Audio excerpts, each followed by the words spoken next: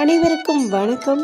இந்த பதிவில் நம்ம எதை பற்றி பார்க்க போகிறோன்னு தெரிஞ்சுக்கிறதுக்கு முன்னாடி மறக்காமல் நம்ம சேனலை சப்ஸ்கிரைப் பண்ணிக்கோங்க. கூடவே பெல் பட்டனையும் கிளிக் பண்ணிவிட்டு ஆளுங்கிற ஆப்ஷனை கொடுத்துட்டிங்கன்னா நான் போடுற வீடியோக்கள் எல்லாமே மிஸ் ஆகாமல் நோட்டிஃபிகேஷனில் வந்துடும். கொஞ்சம் கோல்டாக இருக்கிறதுனால வாய்ஸ் ஒரு மாதிரி இருக்கும், அட்ஜஸ்ட் பண்ணிக்கோங்க. இன்றைக்கி வீடியோ போடாமையே கூட விட்டுறலாம் அப்படின்னு நினச்சேன், என்னை பேசவே முடியல. ஆனாலும் இன்றைக்கி ரொம்ப ரொம்ப விசேஷமான நாளாக இருக்கிறதுனால இந்த நாளை வந்துட்டு நீங்கள் தவறு விடக்கூடாது அப்படிங்கிறதுக்காக முடிஞ்ச அளவுக்கு நான் வீடியோ போடலாம்னு முயற்சி பண்ணி இப்போ போடுறேன். இது பார்த்து நீங்கள் கண்டிப்பாக வந்துட்டு செய்யுங்க. உங்களுடைய எல்லா விதமான பிரச்சனைகளுக்கும் சீக்கிரமாகவே வந்துட்டு தீர்வு கிடைக்கும். இன்றைக்கி பார்த்திங்கன்னா நவம்பர் மாதத்தின் 13ஆம் தேதி புதன்கிழமை. புதன்கிழமைனாவே பொன் கிடைச்சாலும் புதன் கிடைக்காது அப்படின்னு வந்து சொல்லுவாங்க. மகாவிஷ்ணு வழிபாட்டிற்கு, அவர் அதிதேவதையாக கொண்ட புதன் பகவான் வழிபாட்டிற்கு எல்லாத்துக்குமே உகந்ததுன்னு பார்க்கும்போது இந்த புதன்கிழமையை வந்து சொல்லலாம். மேலும் விநாயகப் பெருமான் அவதரித்த கிழமைன்னு பார்க்கும்போதும் இந்த புதன்கிழமை தான். அதனால் இது ரொம்ப ரொம்ப விசேஷமான நாள். இந்த நாளை கூடுதல் சிறப்பு சேர்க்கும் விதமாக இன்றைக்கி நமக்கு ஐப்பசி மாதத்திற்குண்டான வளர்பிறை பிரதோஷம் உண்டுங்க. பிரதோஷம் அப்படிங்கிறது சிவபெருமான் வழிபாட்டிற்கும் நந்தி பகவான் வழிபாட்டிற்கும் உரிய ஒரு நாளாக கருதப்படுது. மகாவிஷ்ணு வழிபாட்டிற்குரிய இந்த புதன்கிழமையில் சிவபெருமான் வழிபாட்டிற்குரிய பிரதோஷம் வர்றது ரொம்ப ரொம்ப விசேஷம் அப்படின்னு வந்து சொல்லலாம். இந்த நாளில் உங்கள் ஊரில் சிவபெருமான் கோவில் இருந்துச்சு அப்படிங்கும்போது நீங்கள் அங்கே வில்வ இலை வாங்கிட்டு போகிறது, திருநீர் வாங்கிட்டு போகிறது, இளநீர், பால், இது மாதிரி உங்களால் முடிஞ்ச பொருட்களை வாங்கிட்டு போய் நீங்கள் அபிஷேகத்திற்கு கொடுக்கறது ரொம்ப ரொம்ப நல்ல பலனை வந்துட்டு கொடுக்கும். அப்படி கோவிலுக்கு போகக்கூடிய வாய்ப்பு கிடச்சிச்சு அப்படின்னா மறக்காமல் மாதுளம் பூ கிடச்சிச்சு அப்படின்னா நீங்கள் அதை வாங்கிட்டு போய் கொடுக்கலாம். அல்லது அரிசி இருக்குது இல்லையா, கைப்பிடி அளவு எடுத்துக்கோங்க. அது பச்சை அரிசியாக இருந்தாலும் சரி, எந்த மாதிரி அரிசியாக இருந்தாலும் சரி, அது கூட கொஞ்சம் சர்க்கரையை மிக்ஸ் பண்ணி கொஞ்சம் குறப்பாக வந்துட்டு அரைச்சிட்டு ஒரு கவரில் போட்டு நீங்கள் கோவிலுக்கு எடுத்துகிட்டு போங்க. அங்கே போயிட்டு கோவிலில் நீங்கள் பிரதட்சணம் பண்ணி வருவீங்க இல்லையா, சுற்றி வருவீங்க இல்லையா, அந்த சமயத்தில் உங்களுடைய கடன் பிரச்சனை தீரணும், கஷ்டம் தீரணும், நோய் நீங்கணும்னு மனதார வந்து வேண்டிக்கிட்டு அந்த அரிசியை வந்து ஒரு ஓரமாக நீங்கள் கொஞ்சம் கொஞ்சமாக போட்டுட்டு வாங்க.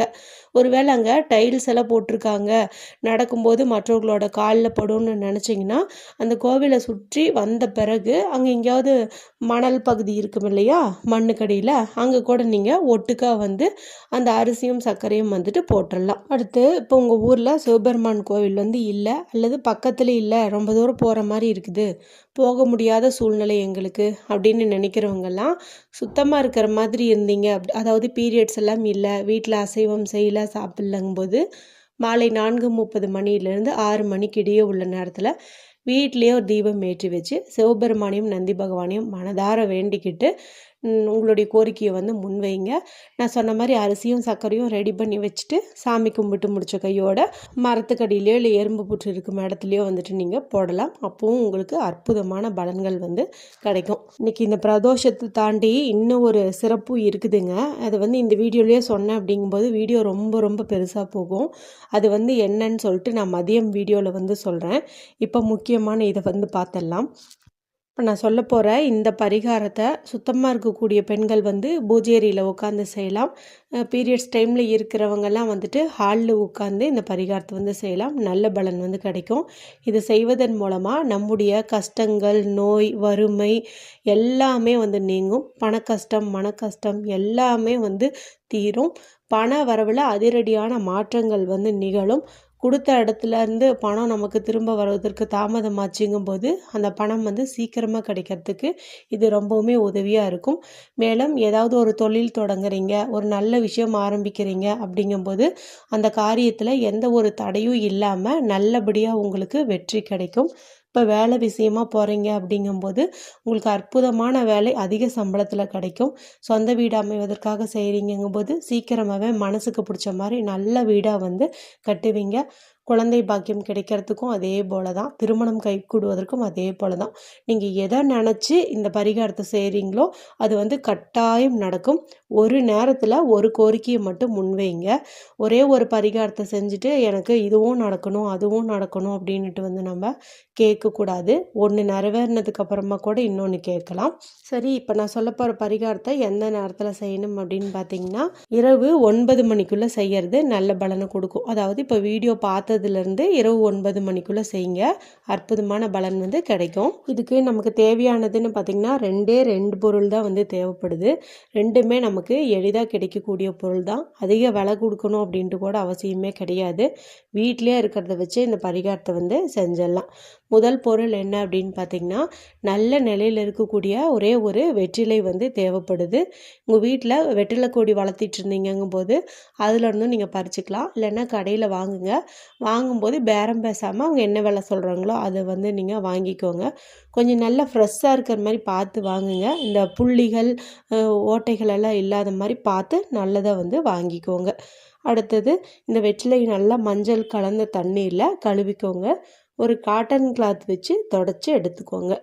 வெற்றிலையே நம்ம ஒரு பரிகாரத்துக்கு பயன்படுத்துகிறோம் அப்படின்னாவே அதில் நிச்சயம் வந்து வெற்றி உண்டாகும் அப்படின்னு வந்து சொல்லலாம். மேலும் புதன்கிழமை நாளில் வெற்றிலையை நம்ம ஒரு பரிகாரத்துக்கு பயன்படுத்துகிறோம்னா கை மேலே பலன் கொடுக்குங்க. ஏன்னா வெற்றிலை நிறம்னு பார்த்திங்கன்னா பச்சை. புதன் பகவானுக்கு உரிய நிறம்னு பார்க்கும்போதும் பச்சை. நம்முடைய வேண்டுதல் நிறைவேறுவதற்கும் பணம் சேர்வதற்கும் இந்த பச்சை நிறம் அப்படிங்கிறது ரொம்பவுமே உதவியாக இருக்கும். மகாலட்சுமி தாயாரின் அம்சமாக பார்க்கப்படுது. எல்லா தெய்வ வழிபாட்டிற்குமே இந்த வெற்றிலை அப்படிங்கிறது முன்னிலை வகிக்குது. அதனால் நீங்கள் இதை வந்து எடுத்து இப்படி நான் சொன்ன மாதிரி ரெடி பண்ணி வச்சுக்கோங்க. அடுத்து நமக்கு தேவைப்படுற பொருள் அப்படின்னு பார்த்திங்கன்னா மிளகு வந்து தேவைப்படுது. இந்த மிளகு வந்து 5ங்கிற எண்ணிக்கையில் வந்து நீங்கள் எடுத்துக்கிட்டிங்கன்னா போதும். வீட்டில் இருக்கிறதையே நீங்கள் எடுத்துக்கோங்க. இந்த வெற்றிலையினுடைய நுனிப்பகுதியில் சந்தன குங்குமமோ மஞ்சள் குங்குமமோ வந்து இட்டுக்கோங்க. இப்போ 5 மிளகையும் உங்களுடைய இடது கையில் வந்து வச்சுக்கோங்க.